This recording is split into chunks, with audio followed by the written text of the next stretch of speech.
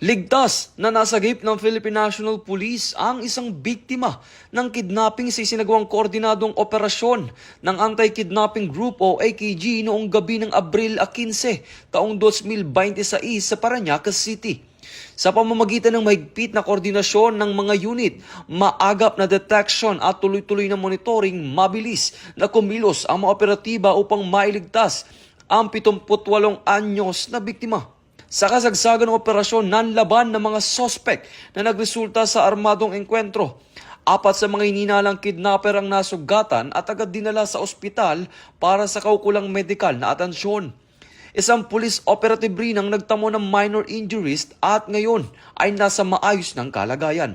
Binigyan diin ng PNP na ang pangunahing layunin ng operasyon ay ang ligtas na pagkakasagip sa biktima na matagumpay na sa katuparan sa pamamagitan ng maingat, angkop at profesional na police response. Patuloy naman ang follow-up at hot pursuit operations laban sa iba pang sangkot sa insidente sa ilalim ng pamumuno ni Chief PNP Police General Jose Melencio Sr. Tatas Jr. Pinatutunayan ng PNP ang serbisyong mabilis, tapat at nararamdaman sa bawat agarang responde, maayos na koordinasyon at konkretong pagkilos para sa kaligtasan ng mamamayan. Inihikayat ang publiko na agad i-report sa mga otoridad ang anumang kahinahinalang kilos o impormasyon upang makatulong sa mabilis na pagresponde at pagpapanatili ng ligtas na komunidad.